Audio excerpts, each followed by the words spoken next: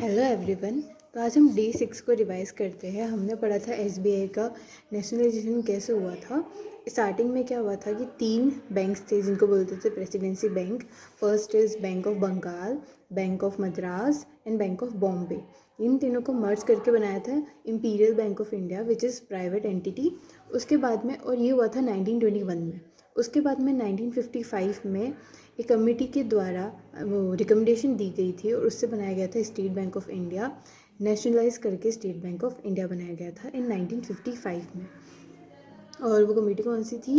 AD Gorewal committee. ठीक है। उसके बाद कुछ 8 सब्सिडरीज थी SBI की जो कि उसके अंदर मर्ज हो गई थी SBI में। ठीक है, हमने ये सारा पढ़ लिया। उसके बाद में हमने कुछ 3 फर्स्ट पढ़े थे। फर्स्ट बैंक, पहला बैंक था जो कि पूरा ही ओन किया गया था इंडियन द्वारा, उसको बोलते हैं पंजाब नेशनल बैंक। नेक्स्ट था जो कि एक कमर्शियल बैंक है जो कि पूरा ही ओन किया गया था इंडियन द्वारा, इंडियन नहीं चलाया था, वो तो central bank of India. And ऐसा कौन सा बैंक था जो कि जिसने अपनी ब्रांच इंडिया से बाहर खोली थी और वो पहला था, वो था बैंक ऑफ इंडिया।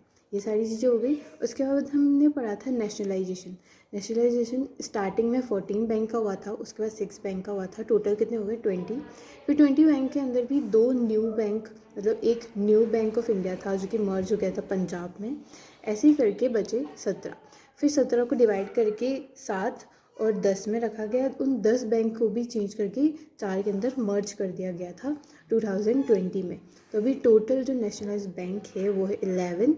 और SBI को नेशनलाइज बैंक नहीं बोलते हैं क्योंकि वो उस एक्ट के द्वारा नहीं हुआ था जो ये सब हुए थे।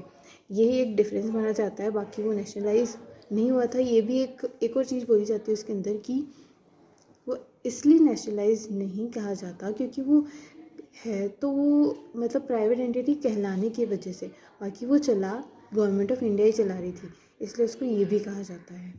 So that is it for today. Thank you.